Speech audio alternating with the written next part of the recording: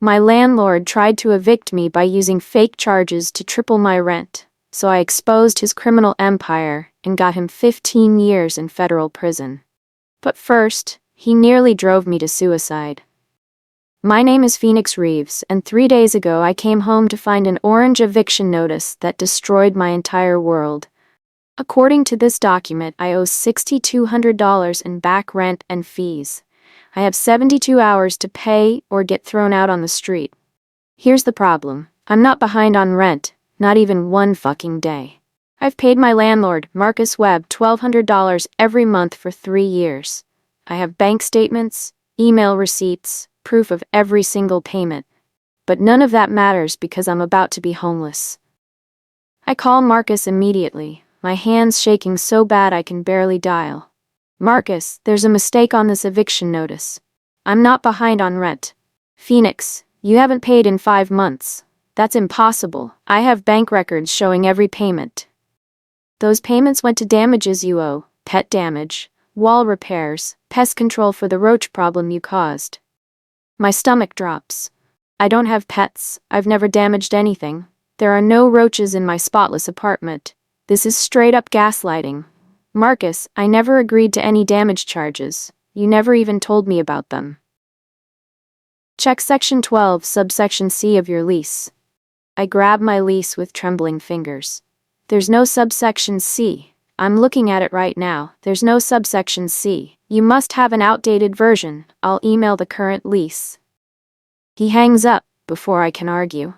20 minutes later, I get an email with my corrected lease.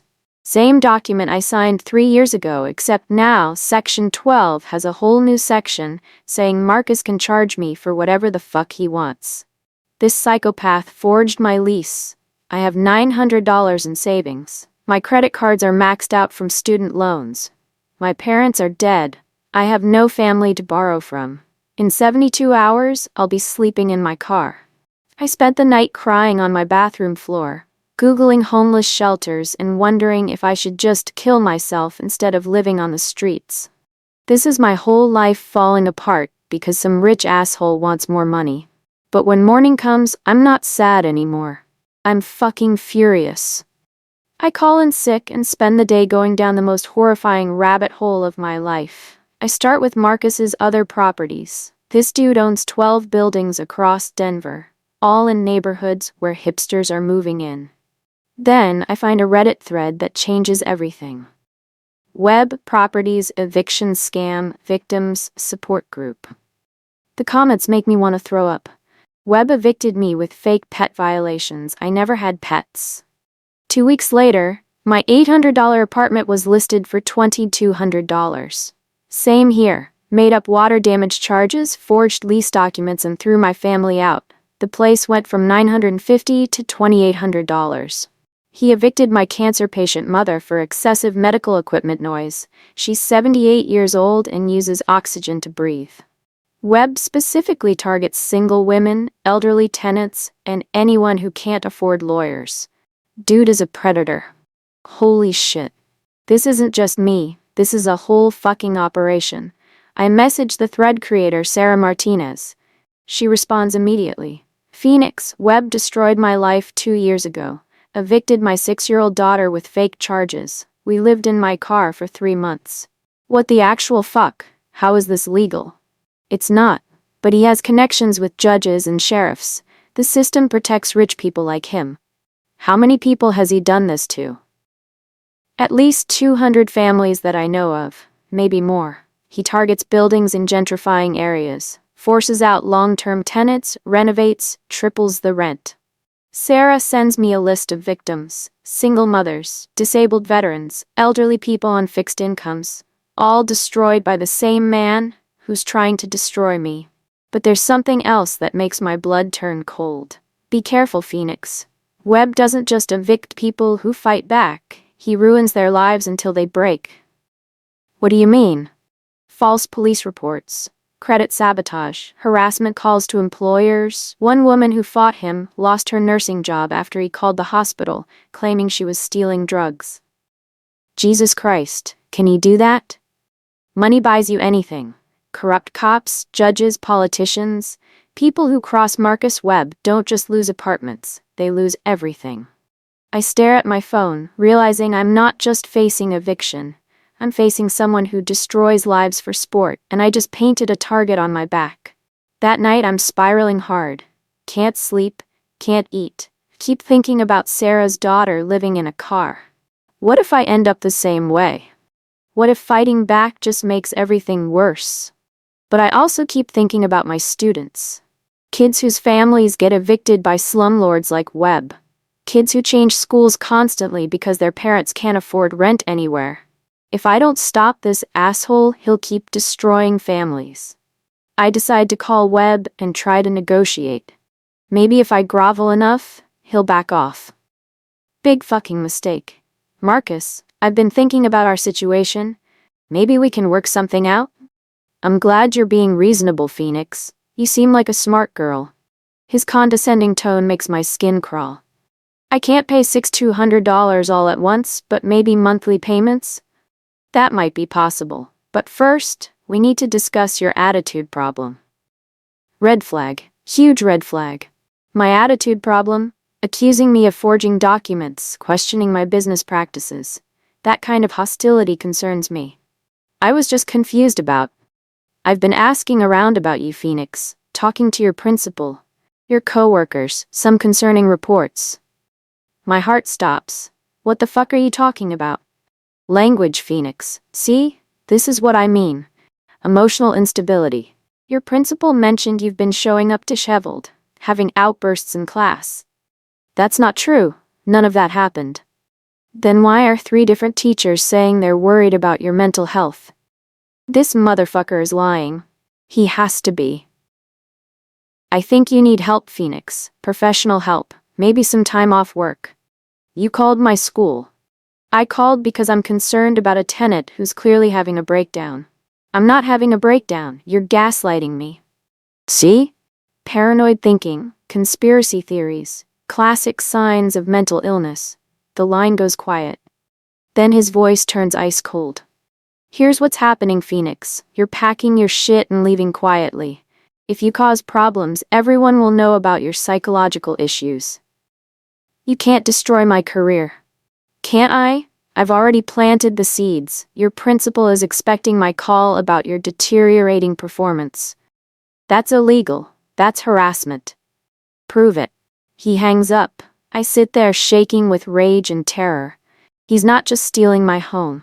He's trying to destroy my career, my reputation, everything. But Webb just made one huge mistake. He thinks I'm weak. He thinks I'll break like his other victims. He's about to find out what happens when you threaten a teacher with nothing left to lose. Chapter 4: The Confession. I spent the next day researching recording laws and downloading apps. Colorado is a one-party consent state. I can record any conversation I'm part of. Time to get this psychopath to confess. I call Webb and put on my best defeated voice. Marcus, I think you're right. I have been acting unstable lately. Maybe we can talk in person? I'm glad you're finally accepting reality, Phoenix. Can we meet at your office tomorrow? I'd rather discuss this privately. Of course. I want to help you through this difficult time. He thinks he broke me. Perfect. The next morning, I walk into Webb Holdings with my phone recording everything. His office screams dirty money, marble everything. Photos of him with politicians and judges. Phoenix, you look terrible. Have you been sleeping? Not really. I keep thinking about what you said, about my mental health. It takes courage to admit you have problems. I want to understand what's happening to me. Like, am I really imagining the lease changes? Webb leans back, studying me like a predator watching wounded prey. Sometimes stress makes people create alternate realities, fantasy scenarios where they're victims instead of taking responsibility. So the lease thing is in my head? I think you're having trouble processing complex documents due to emotional issues. What about those people on Reddit who say you did the same thing to them? Phoenix, you need to stop reading conspiracy theories online. It's feeding your paranoia. But they described exactly what happened to me. Disturbed people share similar delusions. Doesn't make them real. I lean forward. Can I ask you something honestly? Of course. Do you ever actually forge lease documents? Like hypothetically? Webb's eyes light up. He loves showing how smart he is. Hypothetically, a successful landlord reviews leases for any clauses that allow additional charges. What if those clauses don't exist? Then you clarify the language to reflect reasonable expectations. Clarify how? By updating unclear sections to prevent disputes. Without telling the tenant? The tenant signed a binding agreement. Updates protect both parties. Holy shit, he's admitting to fraud without saying the words. What about damage charges for things that didn't actually happen? Tenants often don't notice damage they cause. Smart landlords document everything, even if the tenant never caused any damage. Webb pauses. Studies my face. Phoenix, are you recording this? Fuck. My heart stops. What? No. Why would I do that? Because you're asking very specific questions about hypothetical legal situations. I'm just trying to understand my situation. Webb stands up, walks around his desk toward me. Let me be crystal clear about something. If you think I've done anything illegal, that's a dangerous misunderstanding. I never said anything was illegal. Good. Because false accusations are defamation. I destroy people for defamation. He sits on his desk, looming over me. I also have friends in law enforcement who hate false police reports. Are you threatening me? I'm explaining reality. You're a teacher making $45, I'm worth $20 million. I have lawyers, judges, cops in my pocket. Money doesn't make fraud legal. Prove it's fraud. Webb's mask drops completely. You want the truth, Phoenix? I can destroy anyone I want. Been doing it for years. No one can stop me. Why target all these families? Because the system protects people like me. Judges, cops, politicians, they're all bought and paid for. What about the families you've destroyed? What about them? Poor people are disposable. Society's garbage. My hands are shaking, but I keep him talking. Some of those people probably died homeless. Not my fucking problem. I provide housing for people who matter. By stealing homes from people who can't fight back? By running a business efficiently. Webb walks to his window. Your problem, Phoenix, is you think life is fair. You think hard work matters. He turns back with a smile that makes me sick. It doesn't. Money matters, power matters, everything else is noise from losers. So you admit you've been illegally evicting people. I admit I'm very good at eliminating problems. What kind of problems? The kind that threatens my profits. Webb picks up his phone. Speaking of which, you just became a problem that needs eliminating. What do you mean? I'm calling your principal right now, reporting that you threatened me and seemed mentally unstable. I never threatened you. That's not what I'm going to tell him. My heart is hammering, but I stay calm. Before you make that call, there's something you should know. What's that? I've been recording this entire conversation. Webb freezes. Phone halfway to his ear. Colorado is one-party consent. I can record any conversation I'm part of. Bullshit, you're lying.